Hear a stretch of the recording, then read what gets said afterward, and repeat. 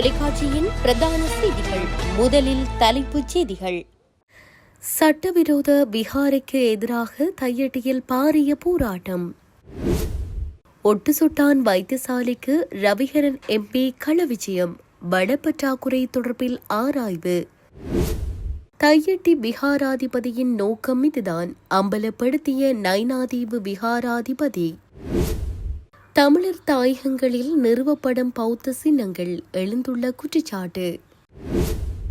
தையட்டியில் வைப்பதற்கு கொண்டுவரப்பட்ட புத்தர் சிலை இராணுவத்தினரின் சிற்றுண்டிச் சாலையிலிருந்து மீட்பு. கனடா முழுவதும் வெளியிடப்பட்டுள்ள எச்சரிக்கை. பனிப்புயலை பொருட்படுத்தாமல் பிரசவ வலியால் துடித்த கனேடிய பெண்ணிற்கு இந்திய சாரதி செய்த உதவி. தொடர்பின விரிவான செய்திகள். யாழ்ப்பாணம் தையட்டியில் பொதுமக்களின் காணிகளுக்குள் அமைக்கப்பட்டுள்ள சட்டவிரோத விகாரைக்கு தெற்கிலிருந்து புத்தர் சிலை கொண்டுவரப்பட்டு நிறுவப்படுவதற்கான ஏற்பாடுகள் மேற்கொள்ளப்படுவதை எதிர்த்தும் சட்டவிரோத விகாரைக்கு எதிராக நடவடிக்கை எடுக்க கோரியும் மாபெரும் நிலமீட்பு போராட்டம் ஒன்று இன்று தையட்டியில் முன்னெடுக்கப்பட்டுள்ளது. குறித்த போராட்டத்திற்கு வலுச்சேர்க்கும் வகையில் மத தலைவர்கள், பல்கலைக்கழக மாணவர்கள், சிவில் அமைப்புகளின் பிரதிநிதிகள் மற்றும் பொதுமக்கள் என அனைவரும் ஆதரவு வழங்கியுள்ளதுடன் போராட்ட களத்தில் பெருமளவான போலீசார் குவிக்கப்பட்டிருந்தனர். மேலும் தையட்டி போராட்டம் தொடர்பில் நீதிமன்றத்தால் பிறப்பிக்கப்பட்ட இடைக்கால கட்டளை நாளை 4ஆம் தேதி வரையில் நடைமுறையில் இருக்கும் என்பதும் குறிப்பிடத்தக்கது. அதே நேரத்தில் இந்த போராட்டத்துடன் தொடர்புடையதாக குறிப்பிட்டு 32 பேருக்கு எதிராக நீதிமன்றத்தால் தடையும் விதிக்கப்பட்டுள்ளது. ஒட்டுசுட்டான் பிரதேச வைத்தியசாலைக்கு நேற்று கள விஜயம் ஒன்றினை மேற்கொண்டிருந்த வன்னி மாவட்ட நாடாளுமன்ற உறுப்பினர் துரைராசா ரவிகரன் வைத்தியசாலை வளப்பற்றாக்குறைகள் குறித்து ஆராய்ந்தார். ஒட்டுசுட்டான் பிரதேச வைத்தியசாலையில் காணப்படும் வளப்பற்றாக்குறைகளை தீர்க்குமாறு கோரிக்கை முன்வைக்கப்பட்டிருந்த நிலையிலேயே நாடாளுமன்ற உறுப்பினர் இவ்வாறு வைத்தியசாலைக்கு நேரடியாக சென்று நிலைமைகளை ஆராய்ந்துள்ளார். அந்த வகையில் வைத்தியசாலையின் வளப்பற்றாக்குறைகள் தொடர்பில் வைத்தியசாலையின் பொறுப்பதிகாரியுடன் கலந்துரையாடிய நாடாளுமன்ற உறுப்பினர் வளப்பற்றாக்குறைகளினால் நோயாளிகளும் வைத்தியசாலை ஊழியர்கள், வைத்தியர்கள் உள்ளிட்ட தரப்பினர் எதிர்நோக்குகின்ற பாதிப்பு நிலைமைகள் தொடர்பிலும் நேரடியாக பார்வையிட்டிருந்தார். தையட்டி விகாரை அமைந்துள்ள காணியை மட்டுமன்றி அதனை சூழவுள்ள முழு காணியையும் கைப்பற்றுவதே தையட்டி திஸ்ஸ விகாரை விகாராதிபதியின் நோக்கம் என நைனாதீவு நாகவிகாரை விகாராதிபதி தெரிவித்துள்ளார். திஸ்ஸ விகாரை அமைந்துள்ள காணியின் மட்டுப்பாடான அளவில் எல்லையிட்டு அதனை தவிர்த்து ஏனைய காணிகளை கட்டம் கட்டமாக விடுவிப்பது தொடர்பாக விகாராதிபதியுடன் யாழ் மாவட்ட அரசாங்க அதிபர் சந்தித்து நடவடிக்கை எடுப்பதென அண்மையில் மாவட்ட செயலகத்தில் நடந்த கூட்டத்தில் தீர்மானிக்கப்பட்ட நிலையிலேயே நைனாதீவு விகாராதிபதி இதனை சுட்டிக்காட்டினார். இதுகுறித்து அவர் மேலும் தெரிவிக்கையில், தொடர்ச்சியாக மக்கள் போராட்டங்களை நிகழ்த்தி முழுமையாக காணிகளை விடுவிப்பதற்கு முயற்சியுங்கள். ஒருவேளை விடுவிக்கப்படாவிட்டால் தற்போது விகாரை அமைக்கப்பட்டுள்ள அளவான காணியை என்னுடைய நிர்வாகத்திற்கு கீழ் தந்தால் அதன் பின்னர் என்னுடைய பெயரில் இருக்கும் பழைய திஸ்ஸ விகாரையின் காணியை தற்போது விகாரை அமைக்கப்பட்டுள்ள காணியின் உரிமையாளருக்கு வழங்குவேன். தையட்டியில் முன்னெடுக்கப்படும் ஆர்ப்பாட்டத்தில் நான் கலந்து கொள்ள மாட்டேன். நான் ஆர்ப்பாட்டத்தில் கலந்து கொண்டால் தென்னிலங்கையில் இருப்பவர்கள் குழப்பமடைவார்கள். ஜனாதிபதிக்கும் எனக்கும் தொடர்பில்லை. எந்த ஜனாதிபதி யாழ்ப்பாணத்திற்கு வந்தாலும் என்னை வந்து சந்திப்பார்கள். ஆனால் இந்த ஜனாதிபதி யாழ்ப்பாணத்திற்கு 5 தடவை வந்தபோதும் என்னை சந்திக்க வரவில்லை என குறிப்பிட்டுள்ளார்.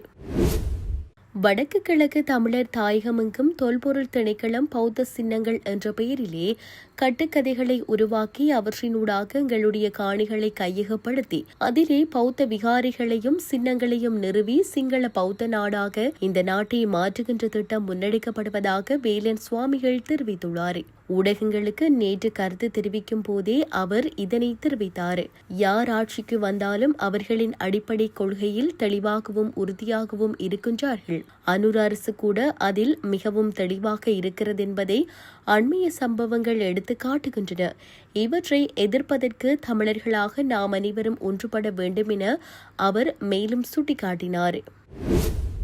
தையட்டி விகாரையில் பிரதிஷ்டை செய்யும் நோக்குடன் கொண்டு வரப்பட்ட புத்தர் சிலை ராணுவத்தினரின் சிற்றுண்டி சாலையிலிருந்து மீட்கப்பட்டுள்ளது. தையட்டி விகாரையில் இன்றைய தினம் சனிக்கிழமை பௌர்ணமி தினத்தை முன்னிட்டு புதிதாக புத்தர் சிலை ஒன்றினை நிறுவும் நோக்குடன் சிகிரியா பகுதியிலிருந்து புத்தர் சிலையொன்று கொண்டுவர முயற்சிகள் முன்னெடுக்கப்பட்டன. அதற்கு தமிழ் தரப்பினர் மத்தியில் கடும் எதிர்ப்புகள் கிளம்பிய நிலையில் கடந்த 30ஆம் திகதி தையிட்டி விகாராதிபதி தமது விகாரைக்குள் எவ்வித புதிய கட்டுமானங்களையும் தான் செய்ய மாட்டேன் என்றும் விசேட பூஜைகளுக்கோ பெருகரா போன்ற இதற்கும் தான் அனுமதி கொடுக்கவில்லை எனவும் ஊடகங்களூடாக அறிவித்திருந்தார். இந்நிலையில் இன்றைய தினம் புத்தர் சிலையுடன் பௌத்த பிக்கு ஒருவரின் தலைமையிலான குழு ஒன்று காங்கேசன்துறை பகுதியில் உள்ள ராணுவத்தினரின் சிற்றுண்டி சாலையில் காத்திருக்கின்றனர் என காங்கேசன்துறை போலீசாருக்கு கிடைத்த ரகசிய தகவலின் அடிப்படையில் சிற்றுண்டி சாலைக்கு விரைந்த போலீசார் புத்தர் சிலையை மீட்டதுடன் புத்தர் சிலையை எடுத்து வந்த பௌத்த பிக்கு தலைமையிலான குழுவினரையும் போலீஸ் நிலையம் அழைத்து சென்று மேலதிக விசாரணைகளை முன்னெடுத்துள்ளனர்.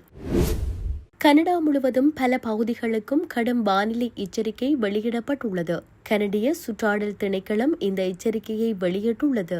நாட்டின் சில பகுதிகளில் 40 சென்டிமீட்டர் வரை பனிப்பொழிவு ஏற்படக்கூடும் என எச்சரிக்கப்பட்டுள்ளது. கிழக்கு கியூபெக் பகுதியில் காலை 8 மணியளவில் பல இடங்களில் பனிப்பொழிவு எச்சரிக்கைகள் அமுலில் இருந்தன. குறிப்பாக காஸ்பி தீபகற்பம் பகுதியில் வெள்ளிக்கிழமை முதல் சனிக்கிழமை காலை வரை 25 முதல் 40 சென்டிமீட்டர் வரை பனி சேரக்கூடும் என முன்னறிவிக்கப்பட்டுள்ளது. அதே நேரத்தில் கியூபெக் நகரத்தின் வடக்கு மற்றும் வடமேற்கு பகுதிகளில் கடும் குளிர் எச்சரிக்கைகள் விடுக்கப்பட்டுள்ளன. இரவு நேரங்களில் காற்று குளிர்ச்சி மதிப்புகள் மறை 40 பாகை செல்சியஸ் அருகே செல்வதாக தெரிவிக்கப்பட்டுள்ளது.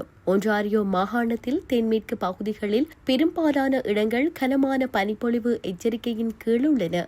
சில பகுதிகளில் 25 சென்டிமீட்டர் வரை பனிப்பொழிவு ஏற்படலாம் என எதிர்பார்க்கப்படுகிறது. மேலும் வடக்கு ஒன்றாரியோ பகுதிகளிலும் பனிப்பொழிவு எச்சரிக்கை அமுலில் உள்ளது. அந்த பகுதிகளில் வெள்ளிக்கிழமை முழுவதும் 30 சென்டிமீட்டர் வரை பனிப்பொழிவு ஏற்படக்கூடும் என கனடிய சுற்றாடல் திணைக்களம் தெரிவித்துள்ளது.